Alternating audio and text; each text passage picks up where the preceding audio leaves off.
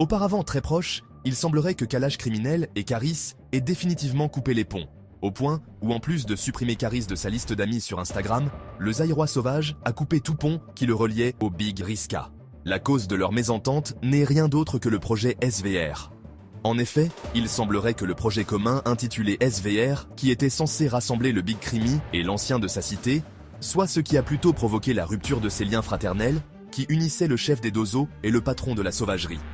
Bref, restez bien connectés, car dans les secondes qui vont suivre, je vais vous relayer tous les faits de cette histoire, dans les moindres détails. Sans plus attendre, générique.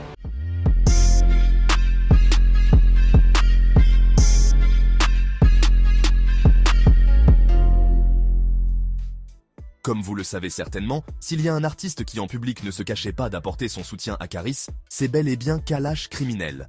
Que ce soit dans les interviews, dans les chansons ou sur les réseaux sociaux, le leader de la communauté des sauvages ne s'était jamais privé de mettre du respect sur le travail qu'avait réalisé l'ancien de sa cité dans le rap game français.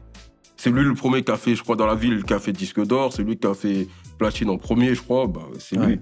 Après, quand on dit mettre la lumière, ça veut pas dire que c'était le premier rappeur ou le meilleur rappeur. Non, mais je dis au public, parce que le public, des fois, exactement. Et c'est le premier qui a 10 œuvres partout. C'est exactement ça. Parce que le public, il pense peut-être, ou même les autres, ils interprètent ça un peu mal, dans le sens où quand on dit il a mis la lumière sur Sevran, c'est que limite il a créé la le rap à Sevran. Ou il a créé, c'est pas ça. C'est pas ce qu'on dit. Avant Caris, il y avait des rappeurs, et après Caris, il y aura des rappeurs. C'est juste que c'est vrai, c'est lui qui a vraiment mis la lumière sur Sevran.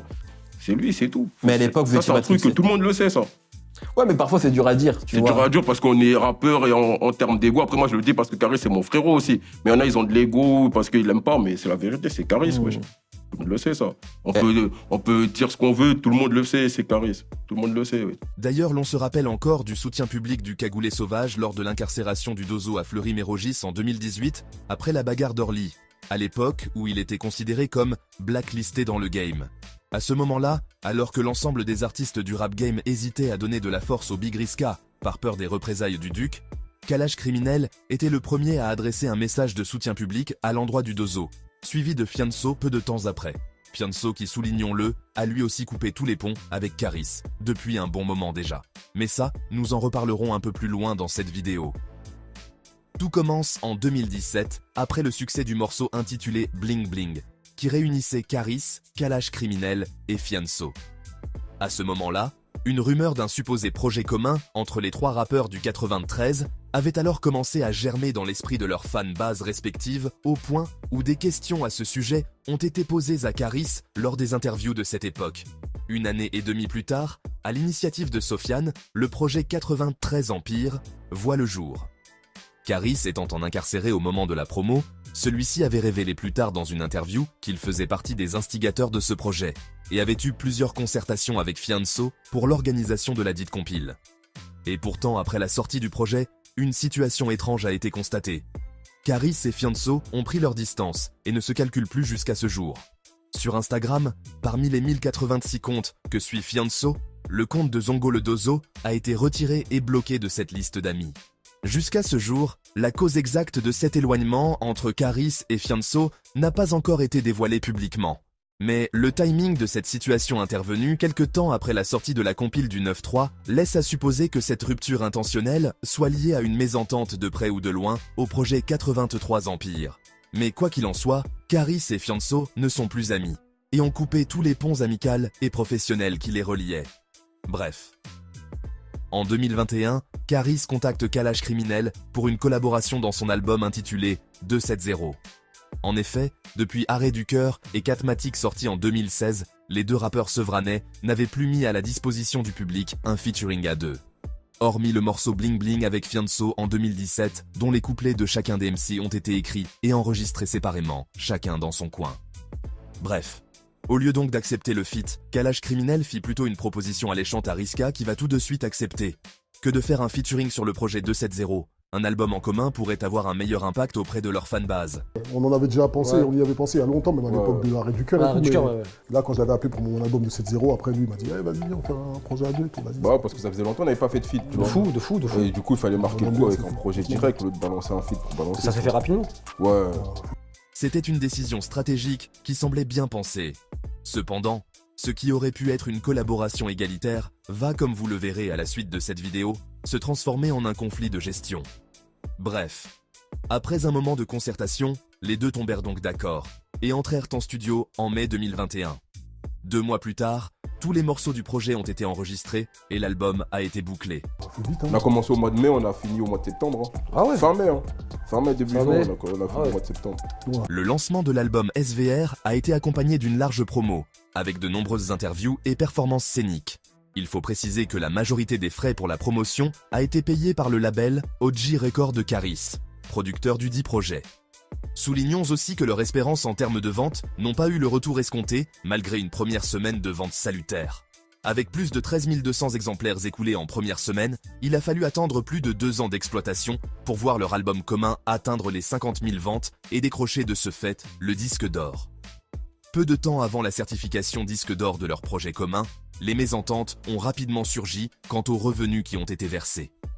Malgré toute l'implication de Kalash Criminel, il semblerait que Caris n'aurait pas versé aux Zaïrois sauvages le montant estimé à sa juste valeur selon lui, d'où le début de leur mésentente. Pour Caris, étant donné que c'est son label qui a produit l'album et financé pour la promo, la quasi-totalité des revenus, à savoir les ventes d'albums, les revenus des concerts, les droits d'image et même ceux des radios, devraient être versés à son label.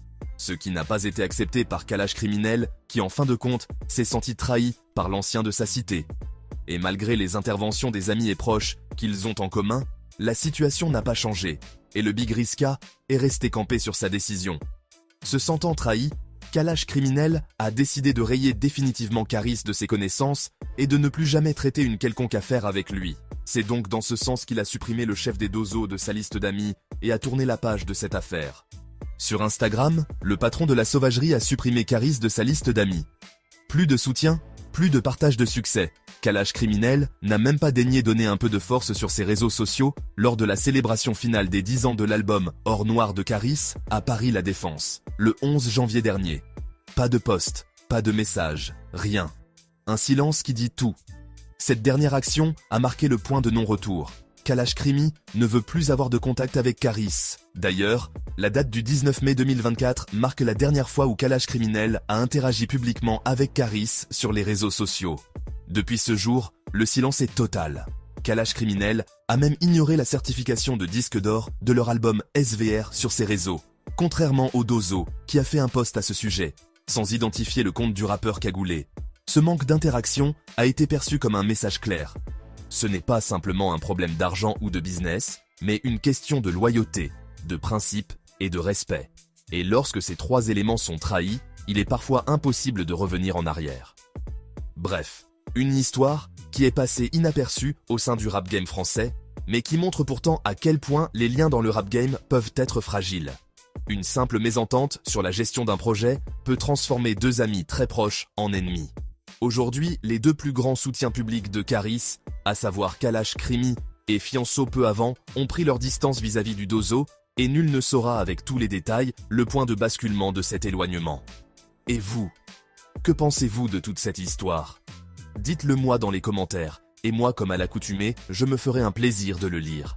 C'est tout pour cette vidéo. N'oubliez pas de mettre un pouce bleu sous la vidéo et de vous abonner à la chaîne si jamais vous souhaiteriez être au courant de tout ce qui se passe au sein du rap game français. Quant à moi, je vous donne rendez-vous très prochainement pour d'autres actualités encore et toujours plus croustillantes. D'ici là les amis, portez-vous bien.